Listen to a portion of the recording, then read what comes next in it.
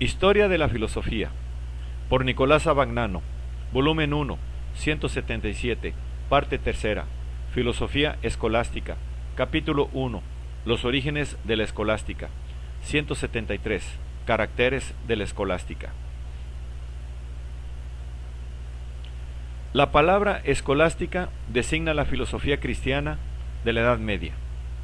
El nombre Scholasticus indicó en los primeros siglos de la Edad Media el maestro de artes liberales, esto es, de las disciplinas que constituían el trivio, gramática, lógica o dialéctica y retórica, y el cuadrivio, geometría, aritmética, astronomía y música. Luego se llamó Scholasticus también al que enseñaba filosofía o teología, cuyo título oficial era el de Magister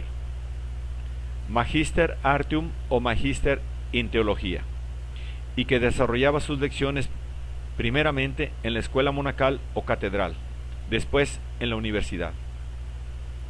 El origen y el desarrollo de la escolástica se relacionan estrechamente con la función de la enseñanza, que determinó también la forma y el método de la actividad literaria de los escritos escolásticos. Puesto que las formas fundamentales de la enseñanza eran dos, la lectio, que consistía en el comentario de un texto, y la disputatio, que consistía en el examen de un problema hecho con la consideración de todos los argumentos que se puedan aducir, pro y contra. La actividad literaria de los escolásticos asumió preferentemente la forma de comentarios a la Biblia, a las obras de Boecio, a la lógica de Aristóteles y luego a las sentencias de Pedro Lombardo y a otras obras de Aristóteles, o de colección de cuestiones. Colecciones de esta clase son los cul libeta, que comprenden las cuestiones que los aspirantes a la laurea en teología debían discutir 2 veces al año, antes de Navidad y antes de Pascua, y sobre cualquier tema, de cud libet. Las cuestiones disputate eran, en cambio, el resultado de las disputaciones ordinarias que los profesores de teología tenían durante sus cursos sobre los más importantes problemas filosóficos y teológicos. La conexión de la escolástica con la función docente no es un hecho simplemente accidental y extrínseco, sino que forma parte de la naturaleza misma de la escolástica. Toda filosofía está determinada en su naturaleza por el problema que constituye el centro de su investigación, y el problema de la escolástica era el de llevar al hombre a la comprensión de la verdad revelada. Ahora bien, este era un problema de escuela, o sea, de educación. El problema de la formación de los clérigos. La coincidencia típica y total del problema especulativo y del problema educativo justifica plenamente el nombre de la filosofía medieval y explica sus rasgos fundamentales. En primer lugar, la escolástica no es, como la filosofía griega, una investigación autónoma que afirme su propia independencia crítica frente a cualquier tradición. La tradición religiosa es, para ella, el fundamento y la norma de la investigación. La verdad ha sido revelada al hombre por medio de las Sagradas Escrituras, a través de las definiciones dogmáticas que la comunidad cristiana ha puesto como fundamento de su vida histórica, a través de los padres y doctores inspirados o iluminados por Dios. Para el hombre se trata solamente de acercarse a esta verdad, de comprenderla, en cuanto sea posible, mediante los poderes naturales y con la ayuda de la gracia, y de hacérsela propia para ponerla como fundamento de su propia vida religiosa. Pero aún en esta tarea, que es propia de la investigación filosófica, el hombre no puede ni debe confiar en sus propias fuerzas. Aún en esto le ayuda y debe ayudar la tradición religiosa, suministrándole, por medio de los órganos de la Iglesia, una guía iluminadora y una garantía contra el error. Se trata, pues, de una obra común más que individual, de una obra en la cual el individuo particular no puede ni debe confiar solamente en sus fuerzas, sino que puede y debe recurrir a la ayuda de los otros, especialmente de aquellos a quienes la Iglesia misma reconoce particularmente como inspirados y sostenidos por la gracia divina. De aquí el uso constante de las autoritates en la investigación. Autoritatas es la decisión de un concilio, una frase bíblica, una sentencia de un padre de la Iglesia. El recurso de la autoridad es la manifestación típica del carácter común y superindividual de la investigación. escolástica, en la cual el individuo quiere sentirse apoyado continuamente y sostenido por la responsabilidad colectiva de la tradición escolástica. De aquí deriva otro carácter fundamental de la investigación escolástica. Ella no se propone formular ex novo doctrinas o conceptos. Su objeto es el de entender la verdad ya dada por la revelación, no el de encontrar la verdad. Por esto, así como toma de la tradición religiosa la norma de la investigación, también toma de la tradición filosófica los instrumentos y el material de la misma investigación. Ella vive sustancialmente a expensas de la filosofía griega. Primero, la doctrina platónico-agustiniana, después la aristotélica, le suministran los instrumentos y el material de la investigación. La filosofía como tal es, pues, de por sí, solamente un medio.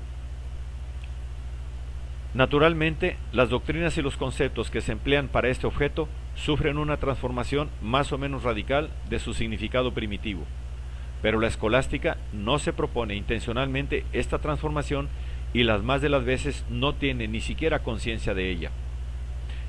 El sentido de la historicidad le es extraño. Las doctrinas y los conceptos son libertados de los complejos históricos de que forman parte y son considerados independientemente de los problemas a que corresponden y de la personalidad auténtica del filósofo que los ha elaborado. La Edad Media lo pone todo en el mismo plano y hace de los filósofos más alejados de su mentalidad unos contemporáneos, de los cuales es lícito tomar los frutos, más caracterizados para adaptarlos a las exigencias propias. De esta estructura formal de la filosofía medieval se refleja la misma estructura social y política del mundo medieval. Este mundo medieval está constituido como una jerarquía rigurosa sostenida por una fuerza única que desde lo alto lo dirige y determina todos sus aspectos. Se suele decir que la concepción medieval del mundo se inspira en el aristotelismo. En realidad es sustancialmente la concepción estoico-neoplatónica, aquella a la que se reducen y adaptan las mismas doctrinas aristotélicas. El mundo es un orden necesario y perfecto, en el que cada cosa tiene su puesto y su función, manteniéndose en este puesto y en esta función por la fuerza infalible que determina y guía el mundo desde arriba. Todo lo que el hombre puede y debe hacer es conformarse a este orden. Su mismo libre albedrío puede ser empleado provechosamente solo con miras a esta conformidad. Las instituciones fundamentales del mundo medieval, el imperio, la iglesia, el feudalismo, se presentan como los guardianes del orden cósmico e instrumentos de la fuerza que lo rige. Dichas instituciones se dirigen sustancialmente a hacer aparecer todos los bienes espirituales y materiales a los que el hombre puede aspirar, desde el pan de cada día hasta la verdad, como derivados del orden a que pertenece, y por ende de las jerarquías que son intérpretes y vigilantes de dicho orden. En un mundo así, la investigación filosófica no puede tomar sus principios y su disciplina sino de las mismas jerarquías en que se concreta el orden universal o de la fuerza que se considera como causa del mismo. Como norma directriz de la vida individual y social, la noción de este orden se afirma a partir del siglo VIII, cuando, al desaparecer casi por completo los intercambios económicos y culturales juntamente con la decadencia de las ciudades, solo queda en pie una economía rural tan pobre como cerrada. El despertar del comercio y de las artes que se produce a partir del siglo XI, los viajes e intercambios provocan la primera crisis de la concepción medieval del orden cósmico. Estos fenómenos, por la fuerza misma de los hechos, demuestran que el individuo puede adquirir por sí mismo los bienes que se le presentan, aumentándolos y defendiéndolos con su actividad y con la colaboración de los demás. A veces comienza a insinuarse el poder jerárquico como un límite o como una amenaza, más bien que como una ayuda o una garantía para la capacidad de adquirir o conservar los bienes indispensables para el hombre. La lucha por las autonomías comunales, para la liberación de las angosturas del feudalismo, estriba sustancialmente en la confianza del hombre en sí mismo, en su capacidad de proveer a sus necesidades y de organizarse en comunidades autónomas que provean, mejor que las jerarquías impuestas desde arriba, a su propia defensa. En estas condiciones, la investigación filosófica cobra nuevo impulso y nuevas dimensiones de libertad. Todavía no se ponen en duda sus presupuestos jerárquicos y todavía siguen reconociéndose sus límites y sus condiciones sobrenaturales. Pero la parte debida a la iniciativa racional del hombre se extiende y se refuerza, y dentro de ciertos campos y de ciertos límites se reconoce esta iniciativa como legítima y eficaz. Por lo tanto, se trata de establecer claramente los campos y los límites en que es tal, y se cree de esta manera haber realizado un perfecto acuerdo entre la razón y la fe, es decir, entre la verdad que el hombre puede alcanzar con sus poderes naturales y la que se revela desde arriba y se le impone por las jerarquías. Pero también este equilibrio comienza a romperse a partir de los últimos decenios del siglo XIII.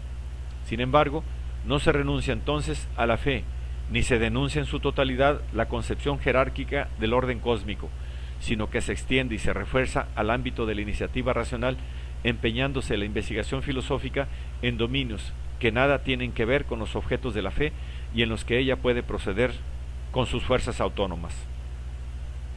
Sobre este desarrollo, que comprende tanto los aspectos sociales y políticos como los filosóficos del mundo occidental en los siglos de la Edad Media, se funda la caracterización de la filosofía escolástica como problema de la relación entre la razón y la fe, y su periodicidad fundada en el modo distinto de resolver este problema.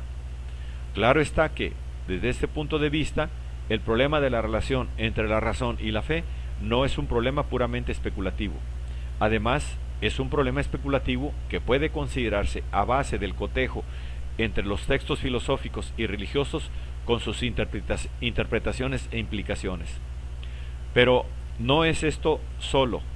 Sobre todo, es el problema de la parte que puede y debe tener la iniciativa racional del hombre en la investigación de la verdad, y por lo tanto en la dirección de la vida singular y asociada, frente a la que debe tener el orden cósmico y las jerarquías que lo representan.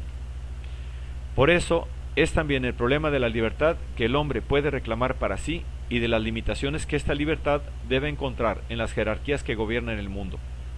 Por último, es también el problema de los nuevos campos de investigación, la naturaleza, la sociedad, que se abren al hombre a medida que éste reivindica una mayor autonomía para su razón. Entendido el problema escolástico, en los términos que se dejan expuestos, puede aprovecharse fácilmente para darse cuenta de la continuidad y de la variedad, de las concordancias y de las polémicas del pensamiento medieval. Este problema permite percatarse de que la ortodoxia y la heterodoxia religiosas forman parte igualmente de este pensamiento, como la forman también las especulaciones políticas y los intereses redivivos o renacientes por la naturaleza o por la ciencia, y que las tendencias heréticas, las rebeliones filosóficas, teológicas o políticas que siempre lo han caracterizado, aunque en diversa medida, constituyen sus aspectos históricos fundamentales con el mismo título que las grandes síntesis doctrinales en que la iniciativa racional del hombre y las exigencias de la fe y de la jerarquía eclesiástica parecen haber hallado un resultado comprometido. Lo que este concepto del problema escolástico excluye es el intento de considerar la propia escolástica en su conjunto como una síntesis doctrinal homogénea en la que se unifiquen y se fundan las contribuciones individuales. Esta noción de la escolástica ha sido sugerida por la voluntad de privilegiar el aspecto por el cual es ella, o presume ser, concordancia plena y definitiva entre la razón y la fe, aspecto característico de la síntesis tomística.